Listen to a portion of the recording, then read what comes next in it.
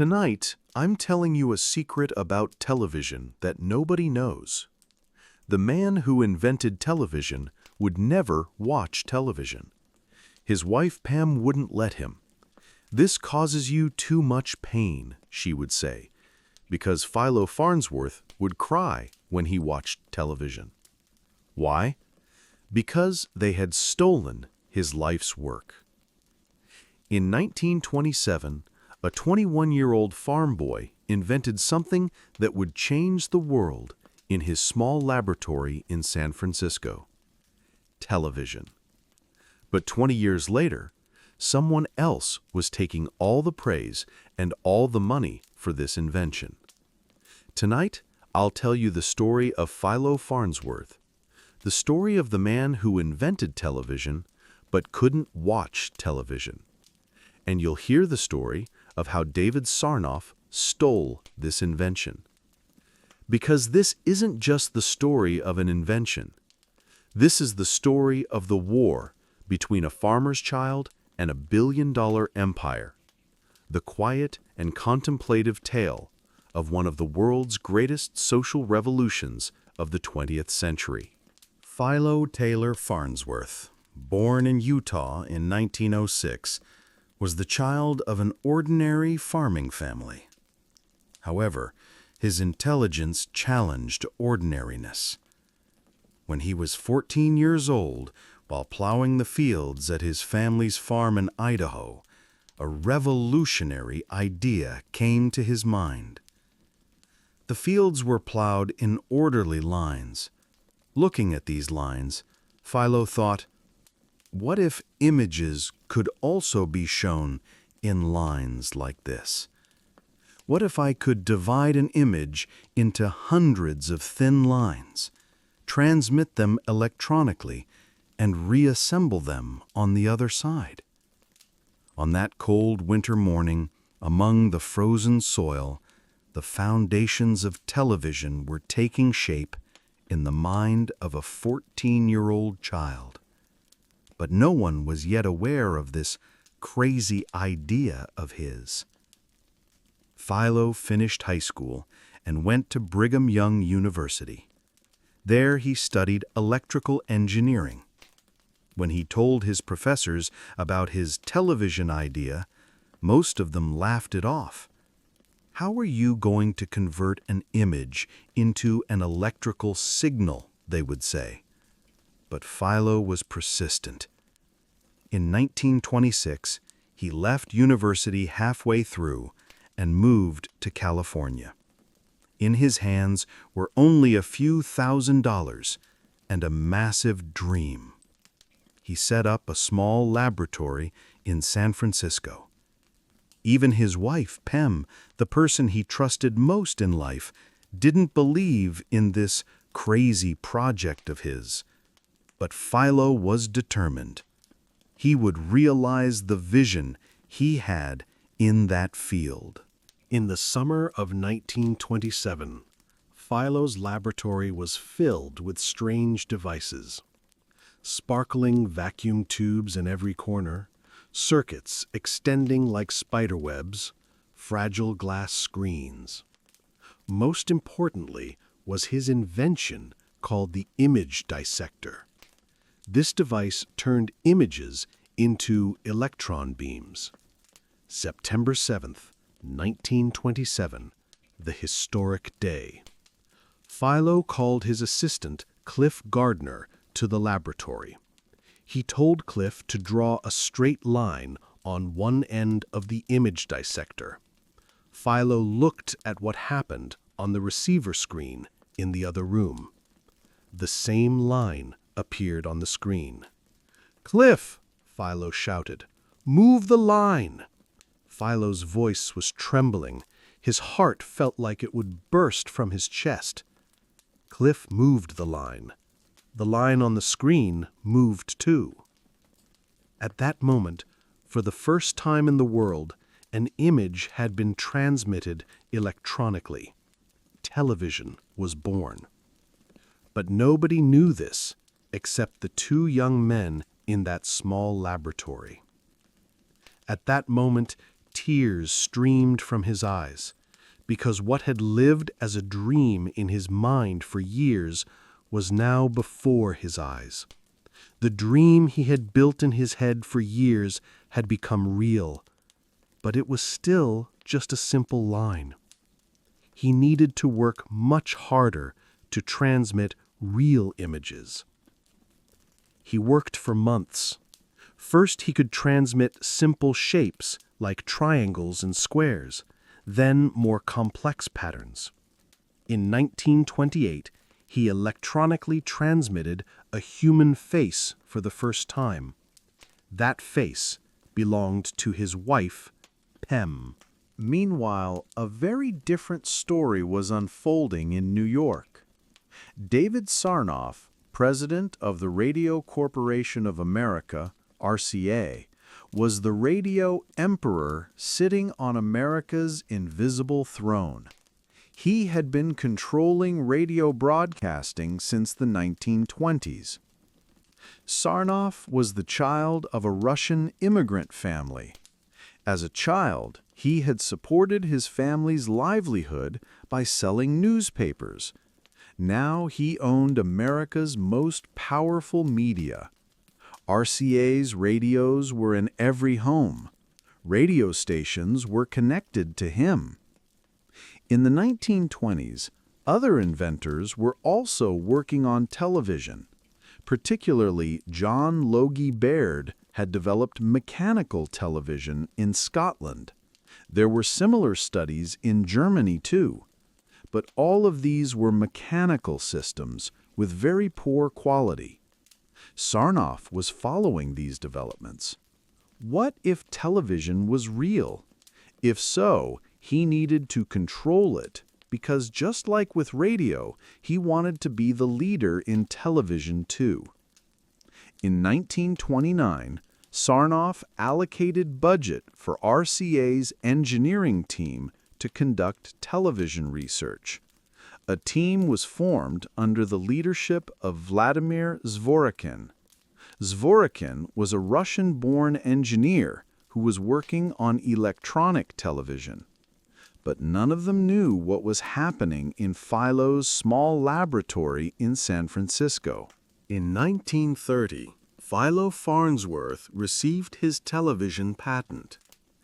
This patent covered the foundations of electronic television. Now he was legally the inventor of television. When the news reached RCA, anger boiled in Sarnoff's veins. How could a 24-year-old farm boy invent television before his giant company? This was unacceptable. Sarnoff immediately assigned his lawyers. They would try to invalidate Philo's patent. At the same time, he asked Zworykin to accelerate electronic television studies. In 1930, Sarnoff called Philo to RCA's building in New York. The young inventor was face-to-face with the giant company's CEO. Sarnoff made him an offer. "Join us. We'll pay you good money. Transfer your patent to us." Philo refused. "This is my invention," he said. "I can license it, but I won't transfer my patent." An ice-cold smile appeared on Sarnoff's lips. "Then I declare war on you. You cannot fight RCA's power." Philo returned to his laboratory. Now he had to deal not only with technical problems, but also with legal warfare. Against RCA's army of lawyers, he would fight with the resources of a small company. In 1932, RCA objected to Philo's patent. A long process began in patent court. During this process, Philo worked in his laboratory every day and struggled with legal documents at night. In 1936, after years of sleepless nights and legal battles, Philo had finally been able to show his miracle to the world. Now he could transmit clear images and combine them with sound. He started the first regular television broadcasts. At that time, television was still very expensive. Only wealthy families could buy it. The first television receivers were devices with small screens embedded in large wooden cabinets. Screen size was usually around 5 to 7 inches. For the first time, people were stepping into a world they could not only hear, but also see. The 1936 Berlin Olympics were the first major event broadcast on television. In Germany, thousands of people watched this magic in collective viewing areas. The first experiences had also begun in America. In 1939, RCA set up a large television stand at the New York World's Fair. Visitors were seeing television for the first time and were enchanted. Sarnoff took advantage of this opportunity and promoted television as RCA's invention. At that moment, one of history's greatest thefts was being quietly staged. The first television programs were very simple. News, music programs, simple dramas. Cameras were fixed to the studio and couldn't move, but even this was like magic for people. Families gathered around the television and watched together. This new form of entertainment began to change social life. Like radio, television also kept families at home. However, in 1940, there were only a few thousand televisions in all of America. When humanity's greatest disaster erupted, television screens suddenly went dark. When America entered the war in 1942, television production was banned for military purposes. All electronics factories turned to producing radar and military equipment. Philo also participated in war efforts. He developed radar technology. Television, which he had dreamed of, did not bring him wealth, but the radar he developed for death machines provided Philo with the biggest earnings of his life. The war years led to great advances in technology. Radar studies improved electronic tubes. These developments would greatly advance post-war television technology. When the war ended in 1945, America emerged as the authority. People wanted to build a new life. They were looking for entertainment, comfort, convenience. Television was the perfect answer to this need. During the war, electronic production capacity had increased greatly. Now this capacity turned to civilian products.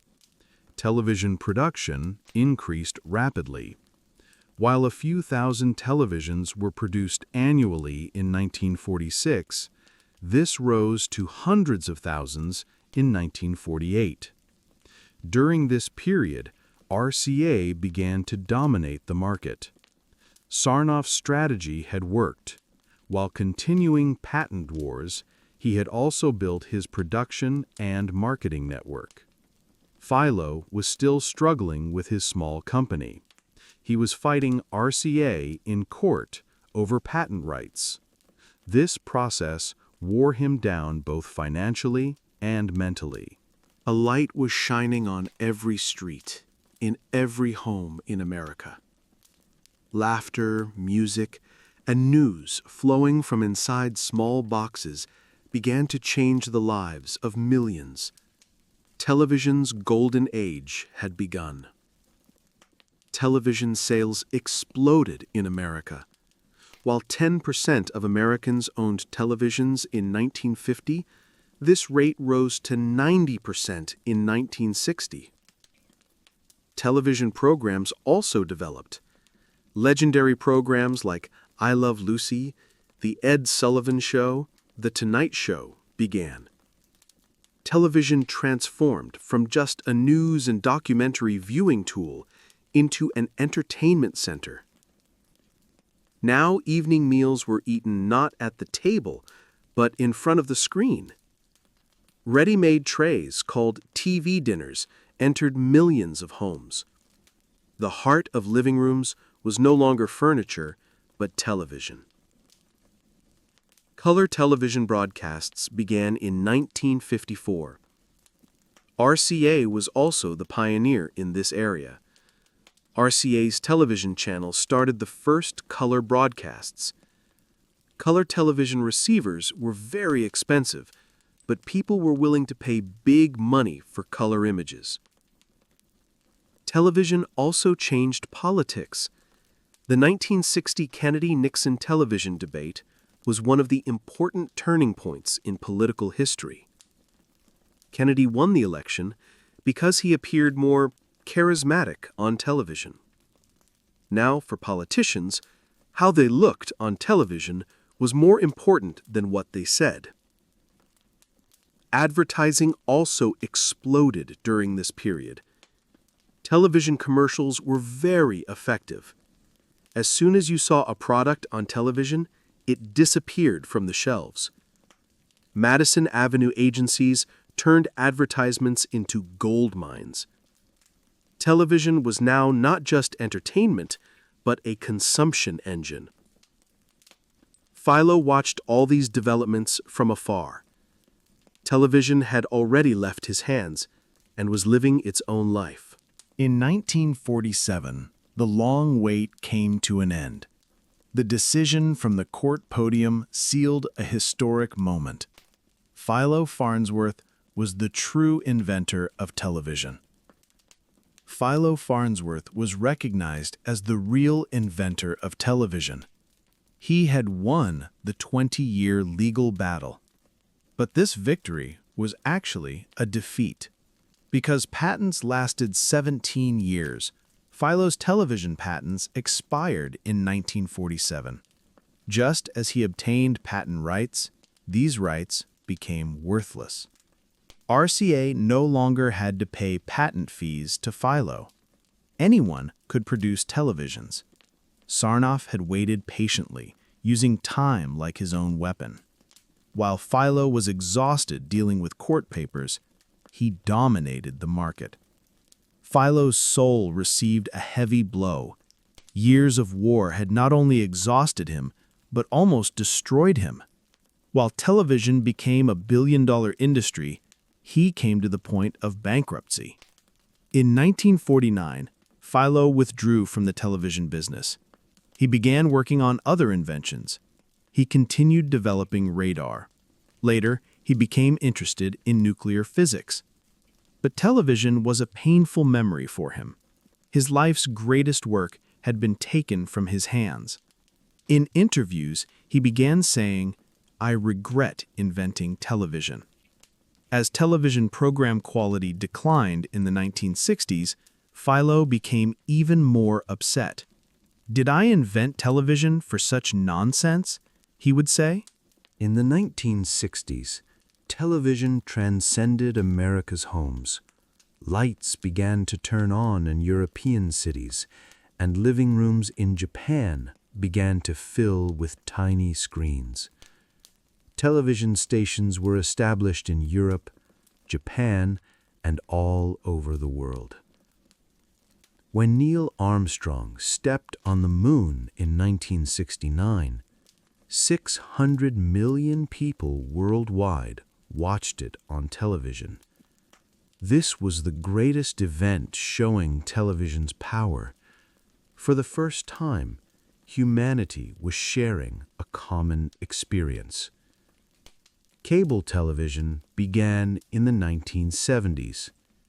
Satellite television came in the 1980s.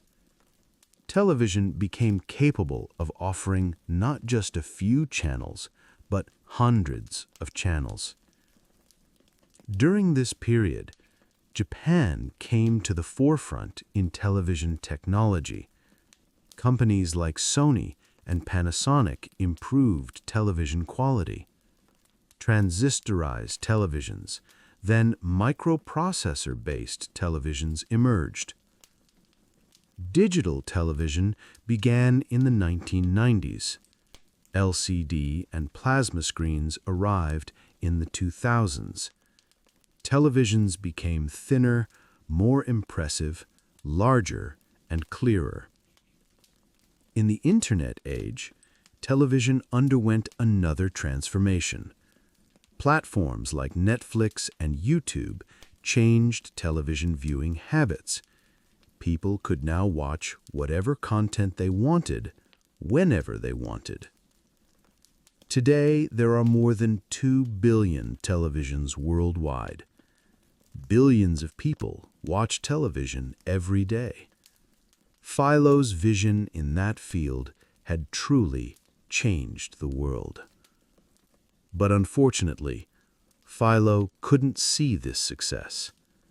He died in 1971 at age 64. Even in his death, the media didn't care much about him. The inventor of television left quietly. Today, every screen you hold in your hands, smartphone, tablet, computer, television, still uses the foundations of Philo Farnsworth's 1927 invention. The principle of electronic image transmission is the same. Philo's story reveals both the fascinating and ruthless face of the technology world. Being an inventor wasn't enough. You also needed to bring your invention to life, protect it, and announce it to the world. David Sarnoff understood this. Philo did not. Today, RCA no longer exists. The giant company was broken up over time, but Sarnoff's television empire, NBC channel, still broadcasts. But most of the time, Philo's name gets lost in the shadow of his own genius. Television inventors are usually remembered as Sarnoff or other names. This injustice continues even after Philo's death. In 2002, Time magazine included Philo Farnsworth in its 100 most important people of the 20th century. In 2006, Utah State honored him by erecting his statue. But these honors came too late. Philo couldn't see the recognition he deserved while he was alive. The story of television is also the social history of the 20th century. Families began gathering around television. A common culture formed. Politics, advertising, entertainment, everything changed centered around television. Now close your eyes. On an Idaho morning, while plowing frozen soil, a 14-year-old child is designing the screens of the future in his mind. In the silence of that moment, he doesn't know that billions of lives will be shaped. Perhaps Philo's greatest legacy is this, showing that behind every great invention is an ordinary but determined person. That farm boy's dream continues to live on the screen in your pocket today.